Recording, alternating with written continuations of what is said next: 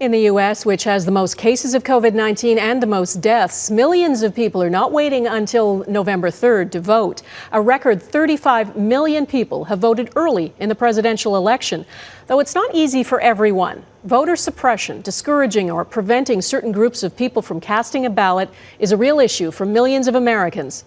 As Jackson Proskow explains, the U.S. is one of the few Western democracies that makes it difficult for citizens to have their say. They say everything's bigger in Texas.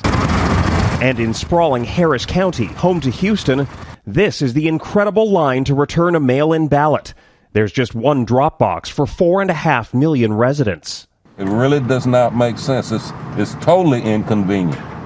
But we had to do it. Instead of making it easier to vote during the pandemic, the governor of Texas made it harder, ruling each county could only have one box, claiming it's an issue of election security. Anytime you see governments, I think, trying to take actions that appear to make voting harder, it should raise questions. Experts see yet another attempt at voter suppression in a country full of examples. State after state has purged millions of eligible voters from the rolls. In many states, the deadline to register to vote has come and gone. Then there are the increasingly strict voter ID laws. Unlike Canada, which has universal voter registration, which has a national uniform method for federal elections, and which has national voter rolls, none of those exist in the United States. It's up to each state to decide how the election is administered. In Georgia, where there's a long history of voter suppression, black voters are more likely to face long waits to vote than white voters. In Pennsylvania, there have been running court battles over which votes should count.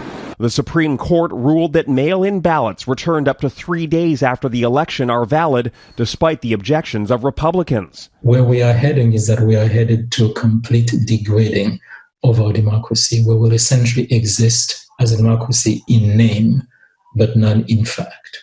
It'll end up being a rigged election. Even President Donald Trump's own words about the election are seen as a way of discouraging voters.